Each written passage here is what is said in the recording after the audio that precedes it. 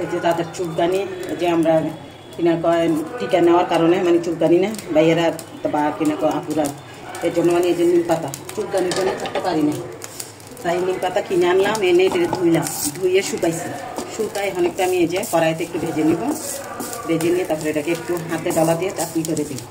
এটা যদি খায় তাহলে চুলকানিটা আল্লাহর রহমত মানে কমে যাওয়ার সম্ভাবনা আছে, 100% না হোক অন্তত 90% হলে মানে কমবে।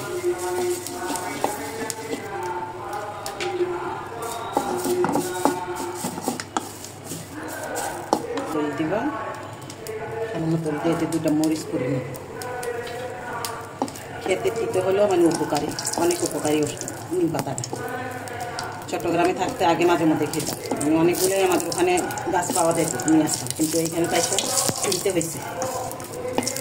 পেস্টটা একটু আমি তেলের মধ্যে দিয়ে একটু নরম করে দিই, তারপরে যেহেতু এমনি তো নিম পাতা তিক্ত, তারপরে একটু আরামায় মানে খাইতে হবে, টিকে করার চেষ্টা করতে হবে, রোগটা তো খুব মানে শীতের খানাটা খাইতে হবে, সুন্দর করে দিতে তেল দিয়ে দেবেন, ইয়ে করে নিলাম। তারপরে একটু সরষের তেলে যে আমি দিব,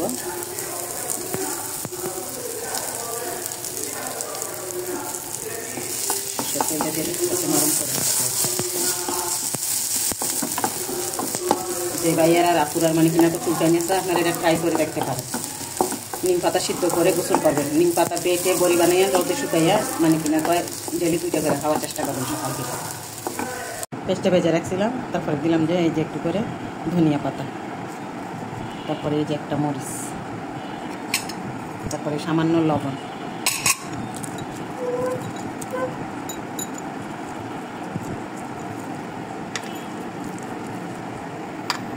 এখানে যে নিম পাতাগুলো একটু করে এখানে দিয়ে দিব, দেখছেন কি মশমশে।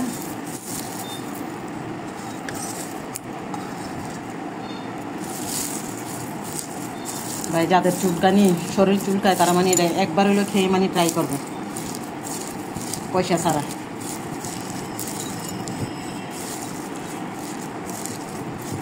এটা এখন গরম ভাতে নিয়ে এক লোকমা ভাতের ভিতরে দিয়ে গিলে ফেলবে, চাবাই খেতে পারলে তো ভালো, না হয় টুক টুক করে গিলে ফেলবে। এই যে আমি নিলাম, এই যে দেখেন শুকনো করে নিলাম।